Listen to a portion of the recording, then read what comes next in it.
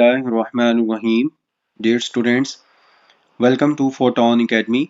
हम क्लास 9 की फिजिक्स की जो न्यू बुक है उसका चैप्टर नंबर 1 स्टडी कर रहे हैं, फिजिकल क्वांटिटीज़ एंड मेजरमेंट्स।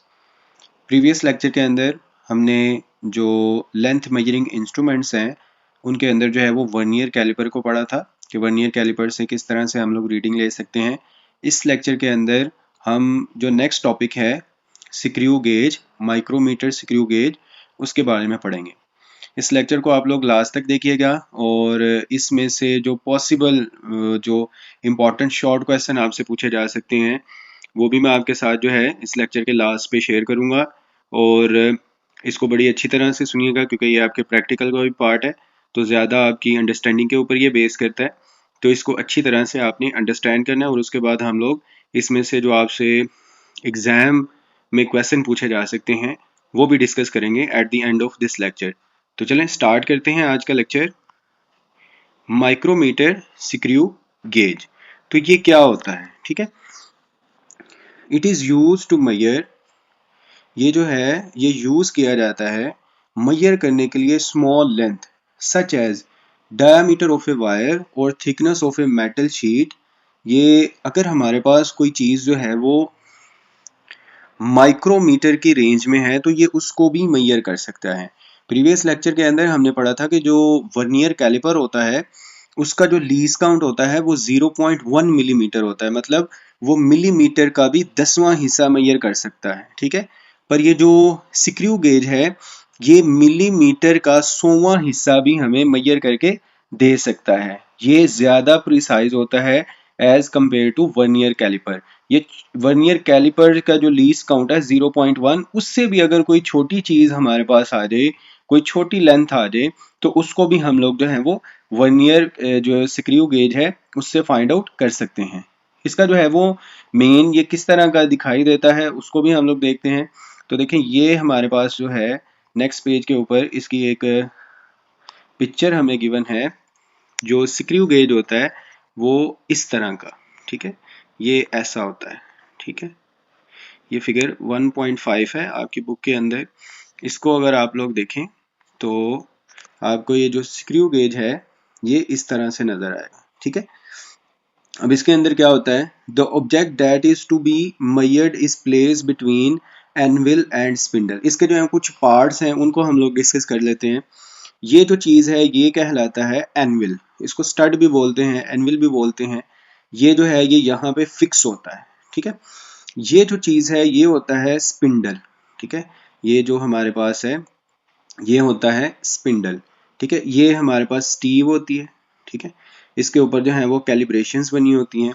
और ये जो साथ इसके है ये है thimble. Thimble is turn to move the spindle. अब ये जो थिम्बल है ना इसको हम लोग मूव करते हैं, यहाँ से पकड़ के थिम्बल को मूव बेसिकली पकड़ते हैं हम रैचेट से। रैचेट का क्या काम होता है? रैचेट जो होता है ये हमें बताता है कि जब हम इसको इस तरह से ऐसे घुमाना शुरू करेंगे तो ये जो थिम्बल है ये आगे की तरफ जो है ये जब थिम्बल को हम रोटेट कराएंगे, ठीक है, इस तरह से थिम्बल को रोटेट करेंगे जैसे हम किसी नट को कसते हैं, उसी तरह से जब थिम्बल जो है वो रोटेट होगा तो ये जो स्पिंडल है ये आगे को मूव करेगा। ये स्पिंडल ऐसे आगे को जाएगा जब हम इसको रोटेट कराएंगे। ठीक है, और रैचेट जो होता है ये कंट्रोल करता है कि ये हमारा जो स्पिंडल है ये ज़्यादा जो है वो टाइट ना हो जाए कि अगर हम ऑब्जेक्ट यहाँ पे रखें तो वो टूट ही ना जाए। तो इसके लिए जो है यहाँ पे एक जो है वो क्लिक साउंड की आवाज़ आती है। जब एक क्लिक साउंड हो जाए तो फिर हमने इसको घुमाना बंद कर देना होता है। ठीक है, तो रैचेट का ये काम होता है। थिम्बल जो है उसको हम लोग रोटेट करते हैं और थिम्बल के ऊपर जो है ये एक सर्कुलर स्केल बना होता है। ठीक है, और ये जो है फिर आगे एक स्लीव बनी होती है जहां से हमने रीडिंग को नोट डाउन करना होता है। ठीक है, और ये जो है ये हमारे पास जो है वो लिखा हुआ है कि इसका जो मैक्सिमम आप लोग जो है वो 25 मिलीमीटर तक जो है इसमें से किसी चीज़ की लेंथ को मेजर कर सकते हैं और उसका जो लीस्ट काउंट है वो कितना है 0.01 मिलीमीटर। ठीक है, तो इसमें बहुत इंपॉर्टेंट जो शॉर्ट क्वेश्चन आपको इस टॉपिक में से पूछा जाता है वो है पिच ऑफ स्क्रू गेज। अब पिच का मतलब क्या होता है? जब हम लोग ये थिम्बल को वन रोटेशन कंप्लीट करें, मतलब यहाँ 10 है तो इसको ऐसे घुमाएं कि दोबारा घूम के यहाँ पे 10 आ जाए। तो उस टाइम ये जो है ये स्पिंडल आगे कितना जाएगा, उसकी मूवमेंट कितना फॉरवर्ड आगे मूव करेगा, उसको बोलते हैं पिच ऑफ स्क्रू गेज। मतलब अगर मैंने यहाँ पे इसको थिम्बल को कंप्लीट एक रोटेशन कर दी, कंप्लीट रोटेशन का मतलब अगर यहाँ पे 0 है तो दोबारा 0 पे इसको घुमा के वापस लाना है। तो अगर कंप्लीट एक रोटेशन के दौरान ये 1 मिलीमीटर आगे जाता है, ये जो है ये 1 मिलीमीटर आगे चला जाता है, ये स्पिंडल 1 मिलीमीटर आगे मूव करता है, तो इसका मतलब क्या हुआ कि इस स्क्रू गेज की जो पिच है वो 1 मिलीमीटर है। अगर मैं इसको कंप्लीट रोटेट करता हूं और ये 0.5 मिलीमीटर आगे जाएगा, आगे फॉरवर्ड मूव करेगा ये स्पिंडल, तो इसका मतलब इसकी जो पिच है वो क्या है, 0.5 मिलीमीटर। ठीक है। रैचेट जो है उसका फंक्शन आपसे पूछा जा सकता है कि रैचेट किसके लिए यूज होता है। The ratchet prevents over tightening by making a click sound. जैसे ही क्लिक साउंड आ जाए, ठीक है, तो हमने जो है वो उसकी टाइटनिंग को बंद कर देना होता है। ठीक है। कुछ लोग जो है ये बार बार ये क्लिक क्लिक क्लिक क्लिक करता रहता है पर उसको छोड़ते नहीं है, तो ये बहुत गलत तरीका है। एक बार जैसे ही ये क्लिक कर जाए आपने इसको फिर आगे मूव कराना बंद कर देना, क्योंकि ये प्रिवेंट करता है कि आप ज्यादा ही टाइट ना कर दें उसको। जो ऑब्जेक्ट यहाँ पे रखा होगा फिर वो ऑब्जेक्ट जो है वो टूट भी सकता है। तो ये बेसिकली इसका ये पर्पज होता है। आई होप आपको इसके जो डिफरेंट पार्ट्स हैं उसकी समझ आ चुकी होगी। अब हम लोग जो है वो डिस्कस करते हैं कि इसमें जो शॉर्ट क्वेश्चन आपसे पूछा जाता है, पिच ऑफ स्क्रू गेज। आपको मैंने समझाने की कोशिश की है पिच ऑफ स्क्रू गेज। यहाँ पे जो हमारा स्क्रू गेज बुक के अंदर गिवन है उसका उसने कहा है कि पिच जो है वो कितनी है, 0.5 मिलीमीटर। ठीक है ना। ये डिफरेंट डिफरेंट रेंज के स्क्रू गेज होते हैं, कुछ की पिच जो है वो 1 मिलीमीटर होती है, कुछ की 0.5 है। तो यहाँ पे देखें इसके जो है वो डिफरेंट जो है वो दो स्केल्स होते हैं वर्नियर जो स्क्रू गेज है उसके ऊपर। The main scale on the sleeve which have markings 0.5 millimetre each, उसका एक जो है वो मेन स्केल होता है, और एक है circular scale. The circular scale on the thimble which has 50 divisions, तो इसके ऊपर जो है वो 50 डिविजन्स है। सम ऑफ द इंस्ट्रूमेंट्स में have main scale markings of 1 millimetre and 100। 1 millimetre और 100 डिविजन्स भी होते हैं, या 50 डिविजन्स और हर डिवीजन के दरमियान जो फासला है वो 0.5 है। ठीक है। आगे जो है ये बड़ी इंपॉर्टेंट, यहाँ पे ये डेफिनेशन है बेसिकली पिच की। ठीक हो गया, पिच ऑफ स्क्रू गेज क्या है। तो ये डेफिनेशन मैं आपके लिए हाईलाइट कर देता हूँ, अगर आपसे पूछ लिया जाता है कि डिफाइन। वैसे मैं लास्ट पे आपके साथ ये क्वेश्चन भी शेयर कर दूंगा कि इसमें से पॉसिबल क्वेश्चंस क्या पूछे जाते हैं। तो पिच अगर हमने डिफाइन करनी है तो वो ये है, when the thimble makes one complete turn the spindle moves 0.5 millimeter, one scale division on the main scale, it is called pitch of screw gauge. ठीक है। तो ये हमारे पास जो है ये डेफिनेशन हो जाएगी पिच ऑफ स्क्रू गेज की। और उसके बाद जो लीज काउंट होता है, ये भी फॉर्मूला आपसे जो है वो एग्जाम के अंदर पूछा जा सकता है कि आप लीस्ट काउंट का फॉर्मूला क्या होगा फॉर स्क्रू गेज। तो स्क्रू गेज के लिए जो लीज काउंट का फॉर्मूला होता है वो ये है। ठीक है। लीज काउंट हमारे पास होता है जो भी पिच है स्क्रू गेज की, उसको हम लोग डिवाइड कर दें number of divisions on circular scale. ये पिच बार बार, ये बहुत बार, अगर आप प्रीवियस जो ओल्ड बुक थी उसके अंदर भी बोर्ड के एग्जाम देखें तो चैप्टर 1 से ये जो टॉपिक होता है स्क्रू गेज, इसमें मोस्ट इंपॉर्टेंट क्वेश्चन जो पूछा जाता है वो यही पूछा जाता है, define pitch of screw gauge. ठीक है। तो पिच का मतलब ये है कि हमारा जो स्पिंडल है वो आगे कितना मूव करता है on one complete rotation of thimble.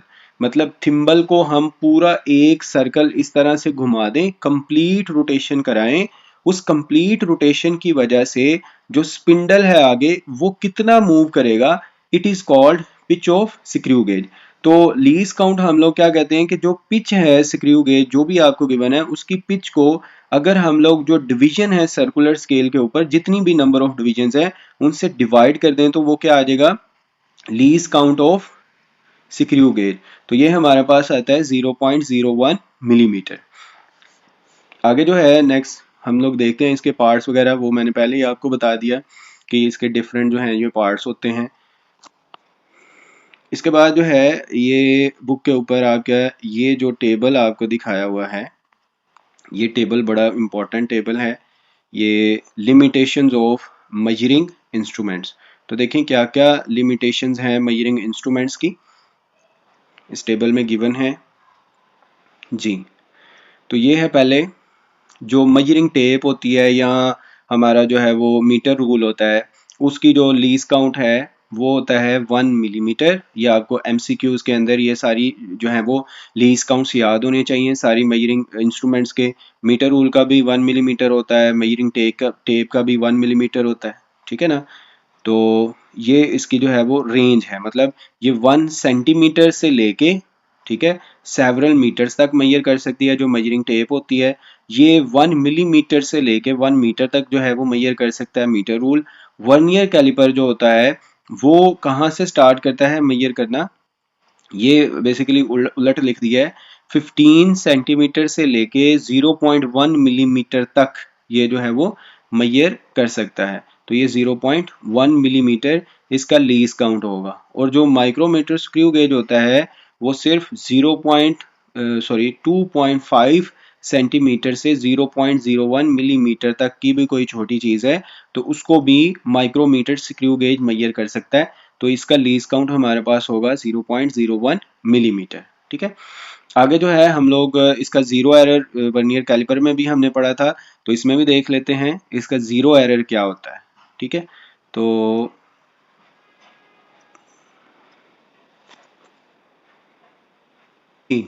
तो अब हम लोग बात करते हैं जीरो एरर की, कि जीरो एरर अगर आ जाए या जीरो एरर वर्नियर कैलिपर के अंदर कब आता है और कब नहीं होता, पॉजिटिव जीरो एरर कब होता है और नेगेटिव जीरो एरर कब होता है, ठीक है।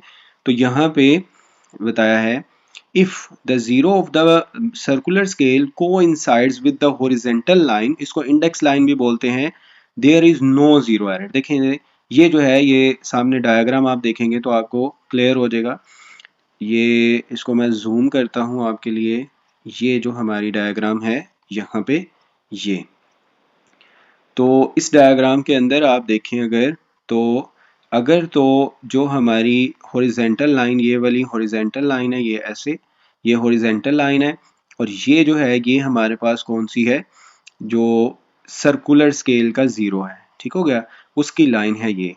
अगर तो ये लाइनें दोनों एक दूसरे के ऊपर ऊपर आ रही हैं तो इसका मतलब ये को इंसाइड कर रही हैं, तो यहाँ पे जीरो एरर एग्जिस्ट नहीं करता, there is no zero error in screw gauge. पर अगर ऐसा ना हो तो फिर क्या होगा, उसके दो केसेस हैं, या तो हमारा जीरो पीछे रह जाए। अब ये कौन सा जीरो है, ये देखें, ये आपको जो वर्नियर कैलिपर दिखाया हुआ है ये वाला, ठीक है। तो यहाँ पे जो है ये चीज़, ये एक लाइन है और यहाँ पे भी लाइन है, तो ये यहाँ से हम लोग रीड करते हैं ना, तो उसको ही ये एरिया आपको जूम करके दिखाया हुआ है, ठीक है। ये हमारा जो है ये यहाँ पे आप देखें, ये फिगर बी के अंदर ये क्या हो रहा है जी, ये जो है जब इसको आप देखेंगे क्लोज करके तो यहाँ पे क्या हो रहा है कि ये ज़ीरो नीचे है, ठीक है, और ये हमारी हॉरिजेंटल लाइन के थोड़ा सा पीछे रह गया है। इसका मतलब क्या हुआ, जब ये पीछे रह जाएगा तो ये जो मेजरमेंट करेगा, जो भी मेजरमेंट करेगा वो कम मेजर करेगा, एग्जैक्ट मेजर नहीं करेगा, ठीक हो गया।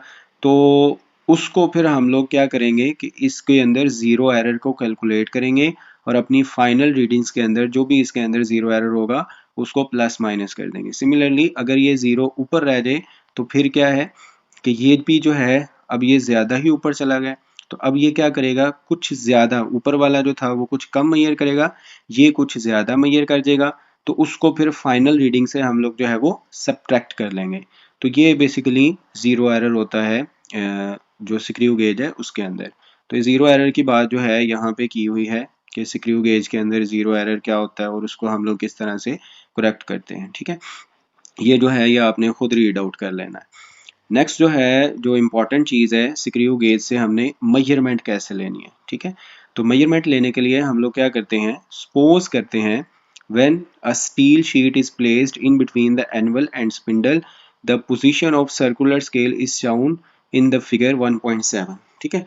तो यहाँ पे मैं आपको बताता हूँ कि ये एनविल और स्पिंडल, पहले भी बात की हमने कि एनविल और स्पिंडल बेसिकली क्या होता है, ये ऊपर जो है ये देखें, तो ये जो है ये चीज़, ये हमारा होता है एनविल, और ये होता है स्पिंडल।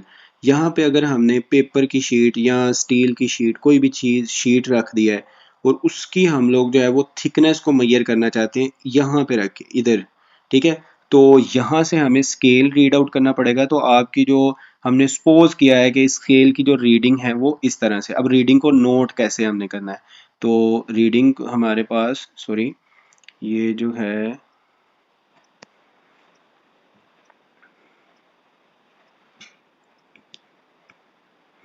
जी, तो रीडिंग को हम लोग, इसको मैं आपके लिए जूम कर देता हूँ जी। ये हमारे पास जो है, इस रीडिंग को हमने अब नोट डाउन करना है। तो कैसे करेंगे, सबसे पहले आप देखेंगे कि हमारा जो मेन स्केल है उसकी रीडिंग को आपने किस तरह से देखना है। तो आपकी बुक के अंदर जो वर्नियर कैलिपर की एग्जांपल गिवन है उसके अंदर क्या है कि ये जो ऊपर वाली लाइन है ना, जो बड़ी आपको नजर आ रही है, ये और ये, इसके दरमियान का जो फासला है वो 1 मिलीमीटर का है। ये दो लाइनों के दरमियान जो फासला है वो 1 मिलीमीटर है, ये भी 1 मिलीमीटर, ये भी, ये इन सब के दरमियान फासला जो है वो 1 मिलीमीटर है। और नीचे वाली जो लाइनें लगी हैं ये 1 मिलीमीटर को भी हाफ हाफ में डिवाइड कर रही हैं, ठीक है, ये हाफ में डिवाइड कर रही है। तो इस स्केल को कैसे हमने रीड करना है, देखें यहाँ पे तो है 0, ठीक है, ये यहाँ से 0, ये 0 वाली लाइन है पहली। उसके बाद ये जो छोटी नीचे लाइन है ये आपको बता रही है 0.5 को, ये लाइन जो है वो 0.5 को शो कर रही है। फिर उसके बाद यहाँ पे हो जाता है 1 मिलीमीटर, फिर ये 1.5, ये जो नीचे वाली छोटी लाइन है ये 1.5 को दिखा रही है।